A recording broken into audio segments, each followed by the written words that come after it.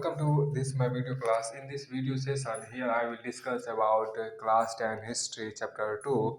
Class 10 history chapter 2, the rise of class 10 history chapter 2, nationalism in India. Bharat में जो राष्ट्रवाद है उनके बारे में पढ़ाया जाएगा.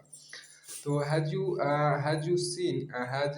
you have seen modern nationalism in Europe came to be associated with the formation of nation states. यहाँ पर आप ये हुआ कि has you have seen modern nationalism in Europe came to be associated with the formation of nation state. It's Europe came to be formation. Yeah, here we can say that. Have you seen modern nationalism in Europe? Modern nationalism in Europe came to be associated with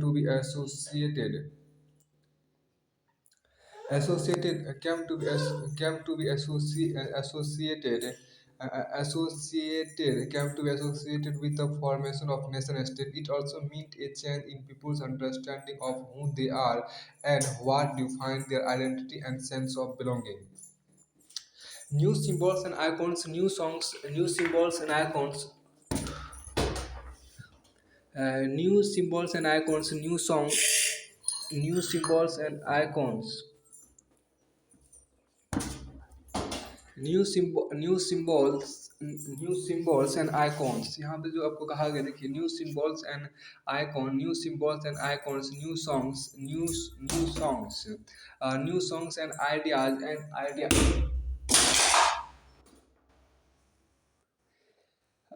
new symbols and icons, new songs and ideas forge new links and redefine new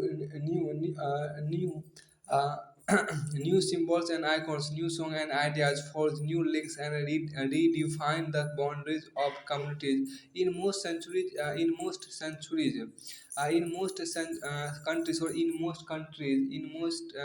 the making of this new national identity was a long process. How did this consciousness emerge in India? How did this consciousness emerge in India? जैसा कि आप देख चुके, Europe में आधुनिक राष्ट्रवाद के साथ ही राष्ट्र राज्यों का भी उदय हुआ. जैसा कि आप देख चुके, यूरोप में आधुनिक राष्ट्रवाद के साथ ही आपको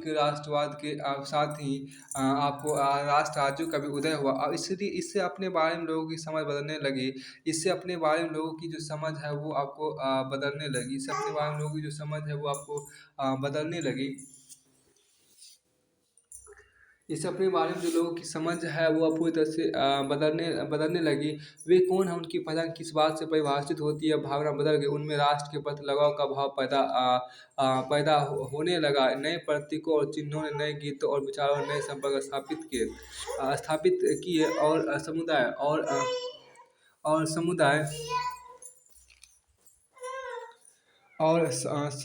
समुदायों की सीमाओं को दोबारा परिभाषित कर दिया. ज़्यादातर देशों में इस नई राष्ट्रीय पहचान का निर्माण एक लंबी प्रक्रिया में हुआ. आइए देखें कि हमारे देश में चेतना किस तरह पैदा हुई. अब देखिए यहाँ पर क्या कि in India and has in many other colonies in India and has in many other colonies,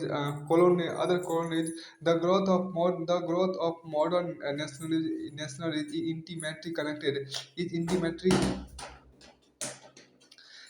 to anti-colonial movement.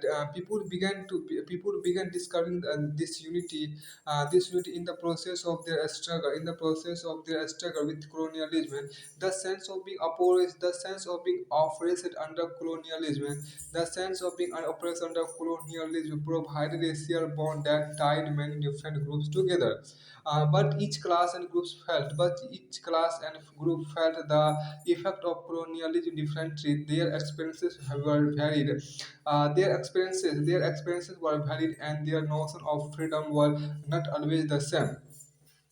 The Congress under Mahatma Gandhi tried to forge these groups together within one movement, but the unity did not emerge without conflict. अब यहाँ पर जो खास बात India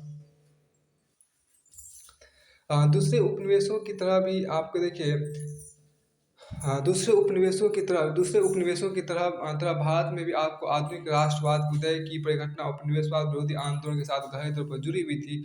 औपनिवेशिक शासकों के खिलाफ संघर्ष के दौरान लोग आपसी एकता को पहचानने लगे थे। उत्पीड़न और दमन का साझा भाव ने विभिन्न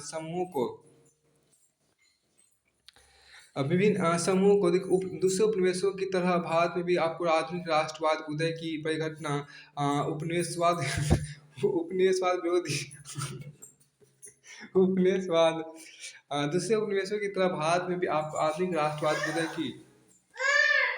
राष्ट्रवाद को उदय की परिघटना उपनिवेशवाद विरोधी आंदोलन के साथ गहरे तौर पर जुड़ी हुई थी। औपनिवेशिक शासकों के खिलाफ संघर्ष के दौरान लोग आपसी एकता को पहचानने लगे थे। उत्पीड़न और दमन के साझा भाव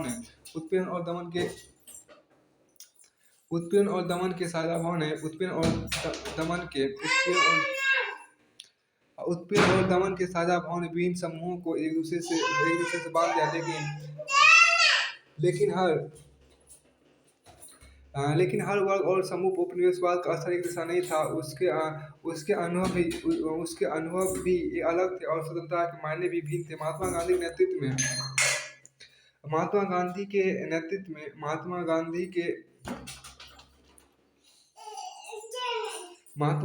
के नेतृत्व में कांग्रेस ने इन समूह को इकट्ठा करके विशाल आंदोलन खड़ा किया। पंथी से एकता में टकराव के बिंदु भी आपको निहित थे। तब जो महत्वपूर्ण बात यहाँ पर कही गई उसको यहाँ पर देखिए। In an earlier textbook, you have read about the growth of nationalism in India up to the first decade of the 20th century. In this chapter, we will pick up the story from 1920s decade and study the non-cooperation and civil disobedience movement. We will explore how the Congress sought to develop the national movement, how different social groups participated in the movement, and how nationalists captured the imagination of people. अब यहाँ पे ये देखिए क्या कि पहले की एक और पुस्तक में भी हमने भारत आपने पहले की एक और पुस्तक में भी आपने भारत में राष्ट्रवाद के उदय का अध्ययन किया। वहाँ हम आपने 20वीं सदी के पहले दशक तक की कहानी पढ़ी थी। इस अध्याय में हम 1920 के दशक पहले की एक और पुस्तक में भी आपने भारत में राष्ट्रवाद के उदय का अध्ययन किया था और आपने 20वीं सदी के पहले दशक तक की कहानी पढ़ी थी। इस अध्याय में हम 1920 के दशक से आगे अध्ययन करेंगे और असहयोग आंदोलन तथा सविनय अवज्ञा आंदोलन के बारे में पढ़ेंगे। हम ये देखेंगे कांग्रेस राष्ट्रीय आंदोलन को विकसित करने के लिए किस तरह के प्रयास इस आंदोलन में विभिन्न समाज समूहों ने किस तरह हिस्सा लिया और किस तरह राष्ट्रवाद ने लोगों की कल्पना को नई उड़ान दे दी।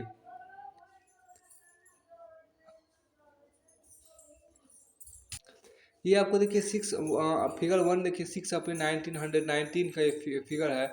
मास procession on the streets became a common feature during the national movement. राष्ट्रीय आंदोलन के दौरान आपको राष्ट्रीय आंदोलन के दौरान आपको सड़कों पर इस तरह के बड़े जुलूस आम बात थी। राष्ट्रीय आंदोलन के दौरान सड़कों पर इस तरह के बड़े जुलूस आपको आम बात थी।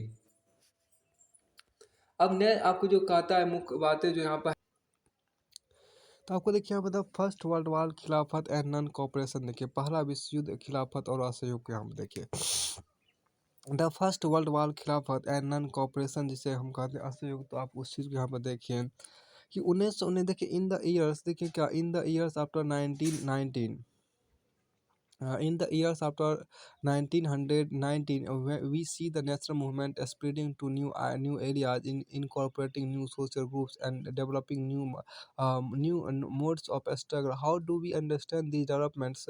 What implication did they have? अब एक 1919 के बाद के सालों में हम देखते हैं कि राष्ट्रीय आंदोलन नए इलाकों तक फैल गया था। उसमें नए सामाजिक समूह शामिल हो गए थे और संघर्ष की नई पद्धतियाँ सामने आ रही थी। इन बदलावों को हम कैसे समझेंगे, उनके क्या परिणाम हुए? देखिए सबसे पहले first of all war created a new economic and political situation. War created a new economic and political situation. political situation. It led to a huge increase in defense expenditure, which was financed by war loans, and increasing taxes. Custom duties were raised, and income tax introduced. तो यहाँ पर जो एक बातें कही गई कि सबसे पहली बात यह है कि विश्व युद्ध ने नई आर्थिक और राजनीतिक स्थिति पैदा कर दी थी। सबसे पहली बात यह है कि विश्व युद्ध ने एक नई आर्थिक और राजनीतिक स्थिति पैदा कर दी थी। इसके कारण रक्षा व्यय में भारी इजाफा हुआ। इस खर्च की भरपाई करने के लिए युद्ध के नाम पर कर्ज लिए गए और करों में वृद्धि की गई। सीमा शुल्क बढ़ा दिया गया और आयकर शुरू किया गया और आयकर आपको शुरू किया गया। जो आपको यहाँ पर देखिए नेक्स्ट जो बातें यहाँ पर कही गई है through the war years price increase doubling between 1913 to 1918 leading to extreme hardship from for the common people. Villages were called upon to supply soldiers. Villages were called upon to supply soldiers, and the force recruitment in rural areas caused widespread anger. Then in 1918 to 1919 and 1920 to 1921, crops failed in many parts of India, resulting in acute shortage, resulting in acute shortage of food. This was accompanied by an influenza epidemic. According to the census of 1921, 12 to 13 million people perished as a result of famines and the epidemic. अब ये देखिए क्या people hope that their hardship would end after the war was over, but that did not happen. At this stage, a new leader appeared and suggested a new mode of struggle. अब देखिए आयकर जैसे कि यहाँ पर क्या कि युद्ध के दौरान आपको कीमतें तेज़ी से बढ़ रही थी। 1913 से 1918 के बीच कीमतें दोगुनी हो चुकी थी, जिसके कारण आम लोगों की मुश्किलें बढ़ गई थी। गाँव में सिपाहियों को जबरन भर्ती किया गया, जिसके कारण ग्रामीण इलाकों में व्यापक गुस्सा था। 1918 और 1920 में 1918 1920 और 1920 21 1918 1920 21 1918 और 1919 और 1920 1921 में देश के बहुत सारे हिस्सों में फसलें खराब हो गई, जिसके कारण खाद्य पदार्थों का भारी अभाव पैदा हो गया। उसी समय फ्लू की महामारी फैल गई। उसी समय को फ्लू की महामारी फैल 1921 की जनगणना के मुताबिक 1921 की जनगणना के मुताबिक आपको दुर्भिक्ष और महामारी के कारण 120 से 130 लाख लोग मारे गए थे। लोगों को उम्मीद थी कि युद्ध खत्म होने के बाद उनकी मुसीबतें कम हो जाएगी, लेकिन ऐसा नहीं हुआ। इसी समय एक नया नेता सामने आया। इसी समय एक नया नेता सामने आया और उसने संघर्ष का एक नया ढंग, एक नया तरीका पेश किया। अब देखिए द आइडिया ऑफ सत्याग्रह का देखिए यहाँ पर द आइडिया ऑफ सत्याग्रह देखिए Mahatma Gandhi returned to India in January 1915। The idea of यहाँ पर देखिए सत्याग्रह का जो विचार है उसको यहाँ पर देखिए Mahatma Gandhi returned to India in January 1915. As you know, he had come from South Africa, where he had successfully fought the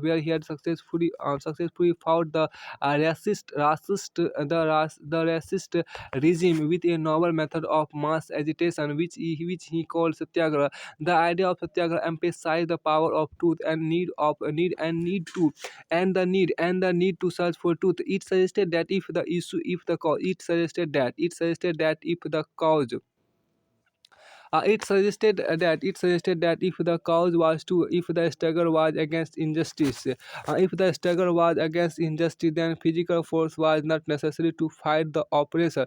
Without seeking vengeance or being aggressive, a satyagrahi could win the battle through non-violence. This could be done by appealing to the conscience of the oppressor. People including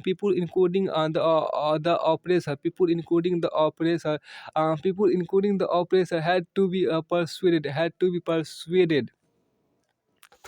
People including the oppressor had to be persuaded to see the truth instead of being forced to accept truth through the use of violence. By this struggle, truth was bound to ultimately triumph.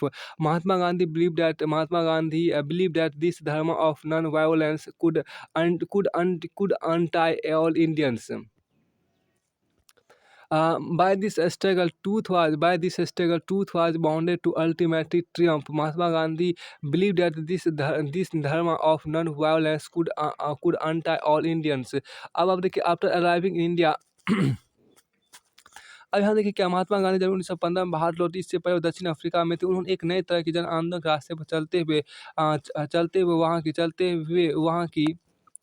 वहाँ की नस्लभेदी सरकार से सफलतापूर्वक लोहा लिया था। इस पद्धति से को वह सत्याग्रह कहते थे। सत्याग्रह के विचार में सत्याग्रह के विचार में सत्य की शक्ति पर आग्रह और असत्य की खोज पर जोर दिया जाता था। इसका अर्थ यह था कि अगर आपका उद्देश्य सच्चा है, यदि आपका संघर्ष अन्याय के खिलाफ है, तो उत्प्लक से मुकाबला करने का आपको किसी शारीरिक बल की आवश्यकता नहीं है। प्रतिशोध की भावना आक्रामकता तो प्रतिशोध की भावना या आक्रामकता का सहारा लिए बिना सत्याग्रही केवल अहिंसा के सहारे भी अपने संघर्ष में सफल हो सकता है। इसके लिए आपको दमनकारी शत्रु की चेतना को झंझोड़ना चाहिए। उत्प्लक शत्रु को ही नहीं बल्कि सभी लोगों को हिंसा के जरिए सत्य को स्वीकार करने पर विवश करने के बजाय सच्चाई को देखने और सहज भाव स्वीकार करने के लिए प्रेरित किया जाना चाहिए। इस संघर्ष में अंततः सत्य की ही जीत होती है। गांधी जी का विश्वास था कि अहिंसा का यह धर्म सभी भारतीयों को एकता के सूत्र में बांध सकता है। गांधी जी का विश्वास था कि अहिंसा का यह धर्म सभी भारतीयों एकता के सूत्र में बांध सकता है। भारत आने के बाद देखिए यहाँ पर जो नेक्स्ट बातें कही गई है इसमें देखिए arriving India after arriving in India, Mahatma Gandhi successfully organized satyagraha movement in various places. In 1970, he traveled to Champaran in Bihar to inspire the peasants to struggle against the oppressive plantation system. Then in 1917, he organized a satyagraha to support the peasants of the Khera district of Gujarat affected by crop failure and a plague epidemic. The peasants of Khera could not pay the revenue and were demanding that revenue collection be relaxed. In 1918, Mahatma Gandhi went to Ahmedabad to organize a satyagraha movement amongst cotton mill workers. Bharat आने के बाद गांधी जी ने कई स्थानों सत्याग्रह आंदोलन चलाया। 1970 में भारत आने के बाद गांधी जी ने कई स्थानों सत्याग्रह आंदोलन चलाया। 1970 में उन्होंने बिहार के चंपारण इलाके का दौरा किया और दमनकारी बागान व्यवस्था के खिलाफ किसानों को संघर्ष के लिए प्रेरित किया। 1917 में उन्होंने गुजरात के खेड़ा जिले के किसानों की मदद के लिए सत्याग्रह का आयोजन किया। फसल खराब हो जाने और प्लेग की महामारी के कारण खेड़ा जिले के किसान लगान चुकाने का हाथ में नहीं थे। वे चाहते थे कि लगान वसूली में ढील दी जाए। 1918 में गांधी जी सूती कपड़ा कारखानों के मजदूरों के बीच सत्याग्रह आंदोलन चलाने अहमदाबाद जा पहुंचे। तो फिर आपको यहाँ पर एक बातें जो कही गई, देखिए महात्मा गांधी और सत्याग्रह की यहाँ पे बातें कही गई है। देखिए सत्याग्रह पर महात्मा गांधी विचार देखिए महात्मा गांधी थाट और सत्याग्रह यहाँ पर जो खास बातें हैं। It is said of passive resistance that it is the weapon of the weak but the power which is the subject of this article can be used only by the strong.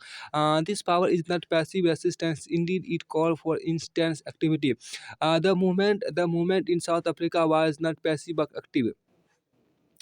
The movement in South Africa was not passive but active. Satyagraha is not physical force. Satyagraha is not physical force. Satyagrahi is not physical force. A satyagrahi does not inflict pain on the adversary. He does not seek his destruction. In the use of satyagraha, there is no ill will whatever. Satyagraha is pure soul force. Satyagraha is pure soul force. Truth is the very substance of the soul. Truth is the very substance of the soul. That is why this force is called satyagraha. And the soul is informed with knowledge. In it burns the flame of love. Non-violence is the supreme dharma. It is certain that India cannot rival Britain or Europe in a force of arms. The British worship the war god, and they can all of them become as they are becoming bearers of arms. The bearers of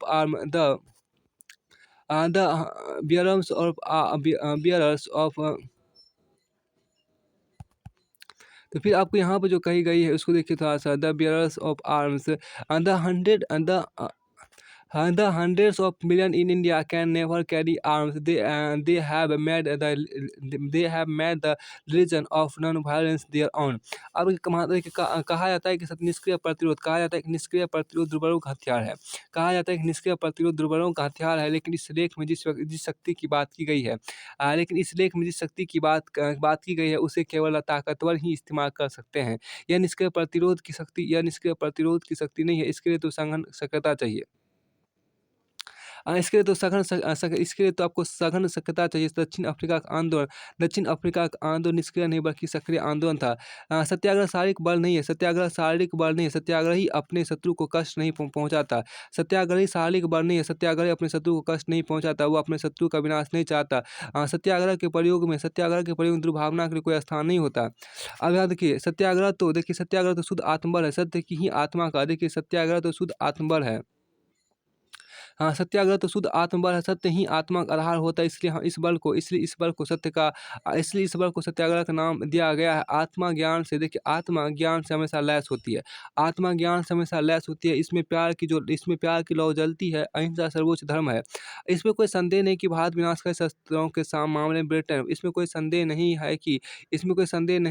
विनाशकारी शस्त्रों के मामले में Britain का या Europe का मुकाबला नहीं कर सकता। अंग्रेज युद्ध के देवता की उपासना करते हैं, वे सब हथियारों से लैस हो सकते हैं, होते जा रहे हैं। भारत में करोड़ों लोग कभी हथियार लेकर नहीं चल सकते। उन्होंने अहिंसा के धर्म को आत्मसात कर लिया है, खुद ही अपनाया है। अब यहाँ देखिए क्या कि देखिए read the text carefully. What did Mahatma Gandhi mean when he had said Satyagraha is active resistance. स्रोत को ध्यान से पढ़े। जब महात्मा गांधी ने सत्याग्रह को सक्रिय प्रतिरोध कहा तो उनका क्या आशय था। अब देखिए द रॉल्ट एक्ट देखिए यहाँ पे द रॉल्ट एक्ट यहाँ पे जो कहा गया उसको देखिए यहाँ पर क्या देखिए एम बोल्ड ने देखो यहाँ पर इस कामयाब emboldened with this success Gandhi in 1990 decided to launch a nation wide satyagraha against the proposed Rowlatt Act in 1919. This act had been hurriedly passed through the imperial legislative council despite the united opposition of the Indian members. It gave the government enormous power to repress political activities and allowed detention of political prisoners without trial for 2 years. Mahatma Gandhi wanted non-violent civil disobedience against such unjust laws, which would start with a barter on 6 अप्रैल देखिए which would start with a barter on 6 अप्रैल 6 अप्रैल 1919। इस कामयाबी से उत्साहित गांधी जी 1919 में प्रस्तावित Raoult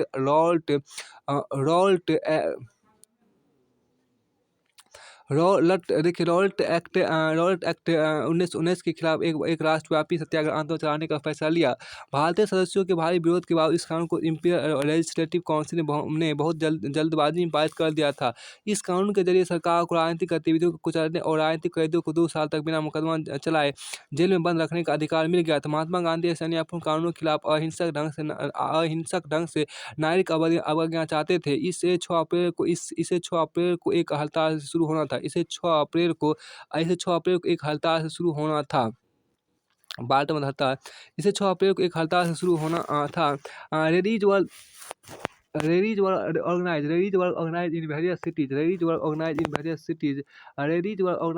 cities. Workers went on strike in railway workshop and shops closed down. Rallies were organized in various cities. Workers went on strike in railway workshop and shops closed down. Alarmed by the popular upsurge and scared that lines of communication such as the railway and telegraph would be disrupted, the British administration decided to clamp down on nationalists. Local leaders were picked up from Amritsar and Mahatma Gandhi was barred from entering Delhi. On 10th April, the police in Amritsar fired upon a peaceful procession, provoking a widespread attack on banks, post office, and railway station. Martial law was imposed, and General Dyer, and General Dyer took command. अब यहाँ पर देखिए क्या कि विभिन्न शहरों में rally जुलूसों का आयोजन किया किया गया। विभिन्न शहरों में आपको रैली जुलूसों का आयोजन आपको किया गया। रेलवे वर्कशॉप में कामगार हड़ताल पर चले गए, दुकानें बंद हो गई। इस व्यापक जन उभार से चिंतित रेलवे एवं टेलीग्राफ जैसी संचार सुविधाओं के भंग हो जाने की आशंका से भयभीत अंग्रेजों ने राष्ट्रवादियों पर दमन शुरू कर दिया। अमृतसर में बहुत सारे स्थानीय नेताओं को हिरासत में ले लिया गया। गांधी जी के दिल्ली में प्रवेश करने पर पाबंदी लगा दी गई। 10 अप्रैल को पुलिस ने अमृतसर में एक शांतिपूर्ण जुलूस पर गोली चला दी। इसके बाद लोग बैंक को डाकखानों और रेलवे स्टेशनों पर हमले करने लगे। मार्शल लॉ लागू कर दिया गया और जनरल डायर ने कमान संभाल ली। और आपको देखिए एक इमेज यहाँ पर एक्टिविटी अब यहाँ देखिए General Dyer's crawling order being administered by British soldier Amritsar Punjab. देखिए General Dyer's crawling orders being administered by British soldiers Amritsar Punjab in 1919 year is a figure. अब यहाँ पर देखिए एक फिगर जो आपको दिया गया है। जनरल डायर के हुक्म से सिपाही लोगों को घिसट कर चढ़ने के मजबूर कर रहे हैं। जनरल डायर के देखिए यहाँ पे क्या है कि जनरल डायर के हुक्म से सिपाही लोगों को घिसट कर चढ़ने के लिए मजबूर कर रहे हैं। पंजाब 1919 यहाँ पर आपको दिया गया है। तो फिर आपको आगे यहाँ पे एक देखिए इसमें जो कहा गया फिर आगे का जो लाइन है देखिए on 13 April On 13th April, the infamous Jallianwala Bagh incident took place. Infamous जिसे बोलते हैं। On 13th April, the infamous Jallianwala Bagh incident took place. On that day, a large crowd gathered in the enclosed ground of Jallianwala Bagh.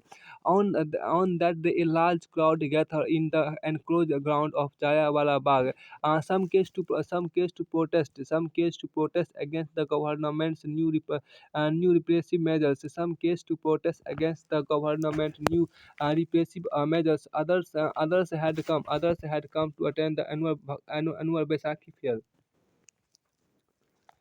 अब देखिए कि others had come to attend the annual Baisakhi fair. Being from outside the city, many villagers were unaware of the martial law that had been imposed. Dyer entered the area, broke the exit point, and opened fire on the crowd, killing hundreds. His object, as he declared later, was to produce a moral effect. To create in the minds of Satyagrahi a feeling of terror and awe. AWE देखिए कि क्या 13 अप्रैल को जालियांवाला बाग हत्याकांड हुआ। उस दिन 13 अप्रैल को जालियांवाला बाग हत्याकांड हुआ। उस दिन अमृतसर में बहुत सारे गांव वाले सालाना वैसाखी मेले में शिरकत करने के जालियांवाला बाग मैदान में जमा हुए थे। काफ़ी लोग तो सरकार द्वारा लागू किए गए दमकल कानून का विरोध प्रकट करने के एकत्र हुए थे। यह मैदान चारों तरफ से बंद था। शहर से बाहर होने के कारण वहाँ जुटे लोगों को यह पता नहीं था कि इलाके में मार्शल लॉ लागू किया जा चुका है। जनरल डायर हथियारबंद सैनिकों के साथ वहाँ पहुंचा और जाते ही उसने मैदान से बाहर निकलने के सारे रास्ते को बंद कर दिया। इसके बाद उसके सिपाहियों ने भीड़ पर अंधाधुंध गोलियां चला दी। सैकड़ों लोग मारे गए। बाद में उसने बताया कि वह सत्याग्रहियों के जहन में दहशत और विस्मय का भाव पैदा करके एक नैतिक प्रभाव उत्पन्न करना चाहता था। बाद में उसने बताया कि वह सत्याग्रहियों के जहन में दहशत और विस्मय का भाव पैदा करके एक नैतिक प्रभाव उत्पन्न करना चाहता था। Has the news of Jallianwala Bagh spread, crowd took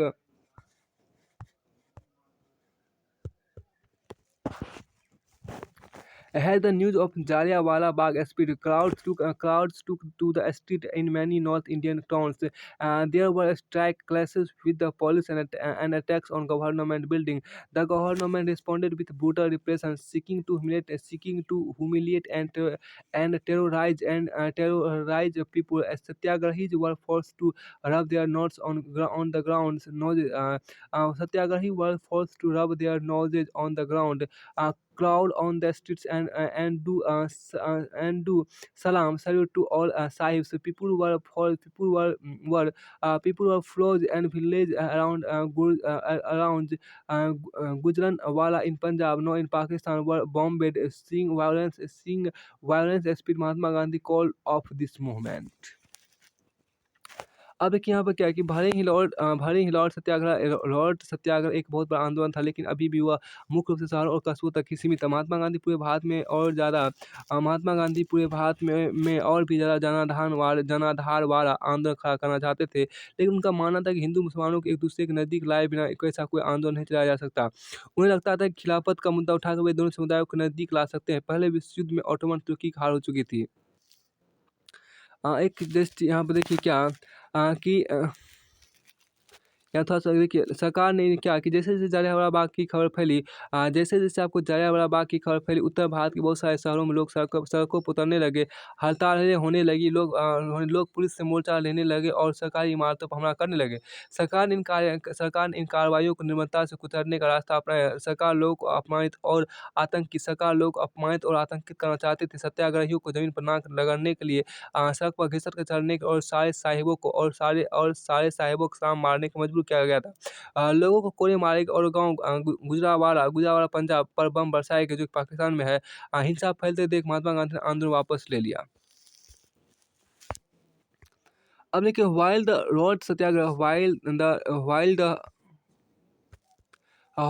road satyagraha had been a widespread movement, it was still limited mostly to cities and towns. Mahatma Gandhi now felt that the need to launch. Mahatma Gandhi now felt the need to launch a more broad-based movement in India, but he was certain that no such movement could be organized without bringing the Hindus and Muslims closer together.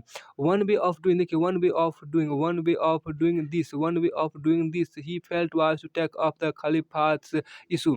One way of doing this he felt was to take up the Caliphate issue. The First World War had ended with the defeat of Ottoman Turkey, and there were numerous that a harsh peace treaty was going to be imposed on the Ottoman Empire. देखिए the spiritual head of the Islamic world, the Khalifa, the spiritual head of the Islamic world, the Khalifa, to defend the Khalifa's temporal powers, a khilafat committee was formed in Bombay in March 1919. A young generation of Muslim leaders like the brothers Muhammad Ali and Shaukat Ali began discussing with Mahatma Gandhi about the possibility of a united mass action on the issue. Gandhiji saw this this as an opportunity to bring Muslims under the umbrella of unified national movement. At the Calcutta session of the Congress in September 1920, he convinced other leaders. Of the need to start a non-cooperation movement in support of Khilafat as well as for Swaraj. देखिए यहाँ पर क्या है कि भले ही वो royal सत्याग्रह एक बड़ा आंदोलन था, एक बहुत बड़ा आंदोलन था, लेकिन अभी भी वह मुख्य रूप से शहरों और कस्बों तक ही सीमित था। महात्मा गांधी पूरे भारत में और भी ज़्यादा जनाधार वाला आंदोलन खड़ा करना चाहते थे, लेकिन उनका मानना था कि हिंदू मुसलमानों को एक दूसरे के नज़दीक लाए बिना ऐसा कोई आंदोलन नहीं चलाया जा सकता। उन्हें लगता था कि खिलाफत का मुद्दा उठाकर वे दोनों समुदायों को नज़दीक ला सकते हैं। पहले विश्व युद्ध में ऑटोमन तुर्की की हार हो चुकी थी। इस आशय की अफवाह फैली हुई थी कि इस्लामिक विश्व के आध्यात्मिक नेता खलीफा ऑटोमन सम्राट पर इस आशय की अफवाहें फैली हुई थी कि ऑटोमन तुर्की की हार। देखिए इस आशय की अफवाहें फैली हुई थी कि इस्लामिक विश्व के आध्यात्मिक नेता आपको खलीफा, जिसको बोलते हैं खलीफा, ऑटोमन सम्राट पर एक बहुत सख्त शांति संधि थोपी जाएगी। ऑटोमन सम्राट पर एक बहुत सख्त शांति संधि थोपी जाएगी। खलीफा की तात्कालिक शक्तियों की रक्षा के मार्च 1919 में बम्बई में एक खिलाफत समिति का गठन किया गया। तो मोहम्मद अली और शौकत अली बंधुओं के साथ साथ कई युवा मुस्लिम नेताओं ने इस मुद्दे पर संयुक्त कार्रवाई की संभावना तलाशने के लिए महात्मा गांधी के साथ चर्चा शुरू कर दी थी। सितंबर 1920 में कोलकाता सितंबर 1920 में कांग्रेस के कलकत्ता अधिवेशन में महात्मा गांधी ने भी दूसरे नेताओं को इस बात पर राजी कर लिया। सितंबर 1920 में कांग्रेस के कलकत्ता अधिवेशन में महात्मा गांधी ने भी दूसरे नेताओं को इस बात पर राजी कर लिया कि खिलाफत आंदोलन के समर्थन और स्वराज के लिए एक सहयोग आंदोलन शुरू किया जाना चाहिए। अब आगे यहाँ पर देखिए जो कहा गया कि देखिए देखिए व्हाई नॉन कॉपरेशन। अब देखिए असहयोग ही क्यों, देखिए व्हाई नॉन कॉपरेशन, असहयोग ही क्यों। इसमें जो खास बातें कही उससे देखिए देखिए इन द ब्रिटिश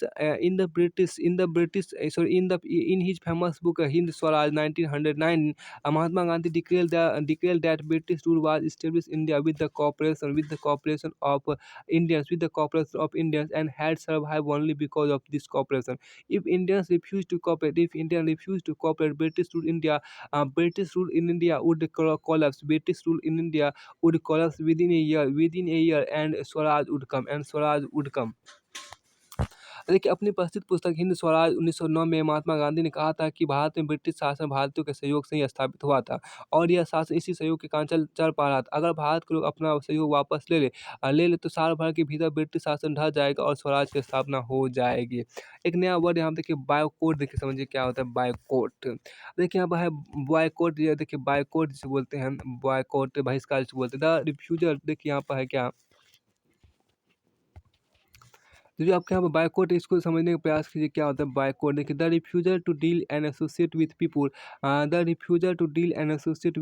और पार्टिसिपेट इन एक्टिविटीज और buy and use things usually a form of protest. बहिष्कार मतलब क्या है, किसी के साथ संपर्क रखने और जुड़ने से इनकार करना। किसी के साथ संपर्क रखने और जुड़ने से इनकार करना, या गतिविधियों में हिस्सेदारी, चीज़ों की खरीद एवं इस्तेमाल से इनकार करना। आमतौर पर यह विरोध का एक रूप होता है, इसको बोलते हैं बहिष्कार।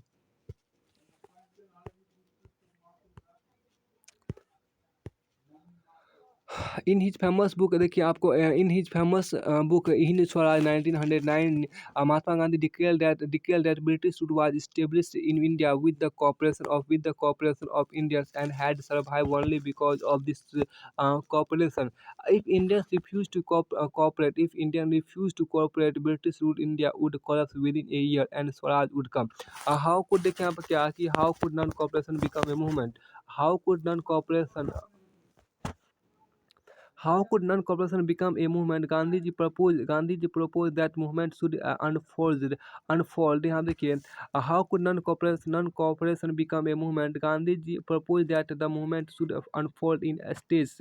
It should begin with the surrender of titles that the government awarded, and a boycott of civil service, police,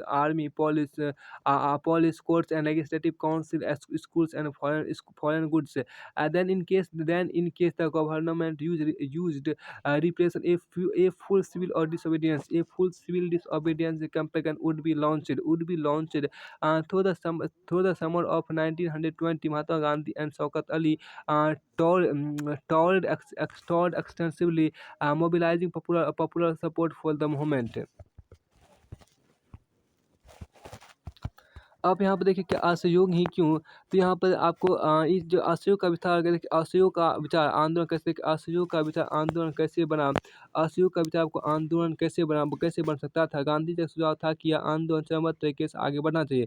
सबसे पहले लोगों को सरकार द्वारा दी गई पदवियाँ लौटा देनी चाहिए और सरकारी नौकरियों, सेना, पुलिस, अदालत, विधायी परिषद, स्कूल और विदेशी वस्तुओं का बहिष्कार करना चाहिए।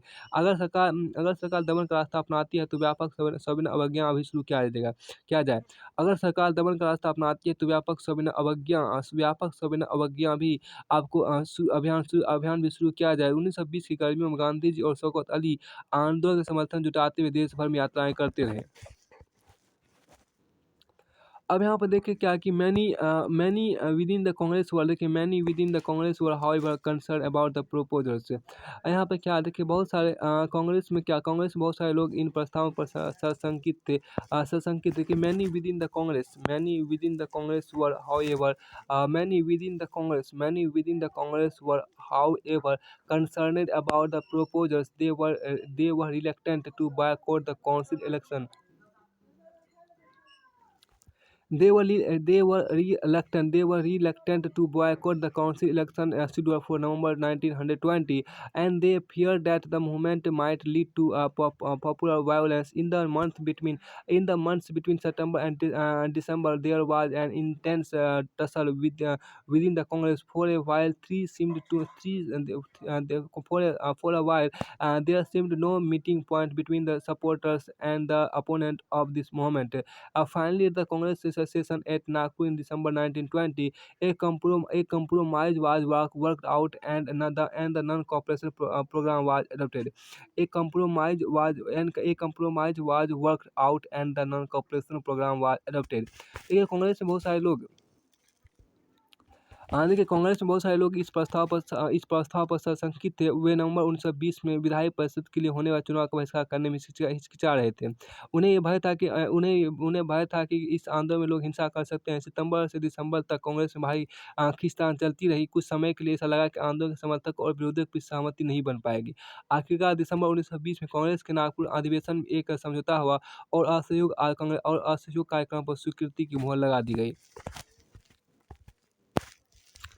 अब यहाँ पे देखिए क्या कि यहाँ पे जो कहा गया कि how did this moment unfold, how did this moment unfold, who participate in it, how did different social group conceive of the idea of non cooperation. देखिए आंदोलन किस तरह आगे बढ़ा, उसमें किन लोगों ने हिस्सा लिया, विभिन्न सामाजिक समूह ने असहयोग को विचार को किस तरह समझा। तो आंदोलन किस तरह आगे बढ़ा, उसमें किन लोगों ने हिस्सा लिया, विभिन्न सामाजिक समूह ने असहयोग के विचार को किस तरह समझा, ये सारी बातें आपके यहाँ पर थी।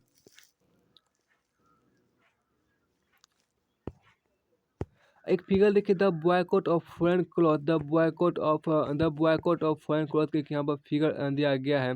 The boycott of foreign cloths cloth July 1922 का है। Foreign cloth was seen as the symbol of western economic and cultural domination, यहाँ पर आपको दिखाया गया है। इस चीज़ को आप यहाँ पर देखिए क्या कि एक यहाँ पर देखिए बहिष्कार, विदेशी कपड़े का बहिष्कार जुलाई 1922 में फिगर, विदेशी कपड़ों को पश्चिमी आर्थिक एवं सांस्कृतिक प्रभुत्व का प्रतीक माना जाता था। विदेशी कपड़ों को देखिए, विदेशी कपड़ों को क्या कि विदेशी कपड़ों को पश्चिमी आर्थिक और सांस्कृतिक प्रभुत्व का प्रतीक माना जाता था। अब देखिए differing stand within the movement, differing stand within the देखिए यहाँ पर क्या differing strands within the movement, देखिए क्या differing strand within the movement यहाँ पर देखा जाएगा। देखिए आंदोलन differing strands within the movement, it means कि आंदोलन के भीतर अलग अलग धारा के देखिए यहाँ पर the non cooperation Khilafat movement began in January 1921। The non cooperation Khilafat movement began in January 1921। Various social groups participated in this movement. Various social groups participate in this movement, each with its own specific aspiration. All of them responded to the call of Swaraj, but the term meant a different thing to different people. असहयोग खिलाफत आंदोलन जनवरी 1921 शुरू हुआ। इस आंदोलन में विभिन्न सामाजिक समूह ने हिस्सा लिया, लेकिन हर एक की अपनी अपनी आकांक्षाएं थी। सभी ने स्वराज के आह्वान को स्वीकार तो किया, लेकिन उनके लिए उसकी अर्थ अलग अलग थे। The movement in the towns में यहाँ पर देखिए the movement in the towns. देखिए इसका ये तात्पर्य हुआ कि the movement started with middle class participation. Just one minute, here is a new word I have met. Picketing देखिए क्या होता है, पिकेटिंग ए फॉर्म ऑफ देखिए पिकेटिंग मतलब क्या, ए फॉर्म ऑफ डेमोन्स्ट्रेशन और protest by which people block the entrance to a shop, factory और office. देखिए तो पिकेटिंग मतलब क्या, प्रदर्शन या विरोध एक ऐसा स्वरूप जिसमें लोग किसी दुकान, फैक्ट्री या दफ्तर के भीतर जाने का रास्ता रोक लेते हैं, उसी को पिकेटिंग कहते हैं। प्रदर्शन या विरोध का एक ऐसा स्वरूप जिसमें लोग किसी दुकान, फैक्ट्री या दफ्तर के भीतर जाने का रास्ता रोक लेते हैं, उसी को पिकेटिंग बोलते हैं। अब यहाँ पर आगे कहा गया क्या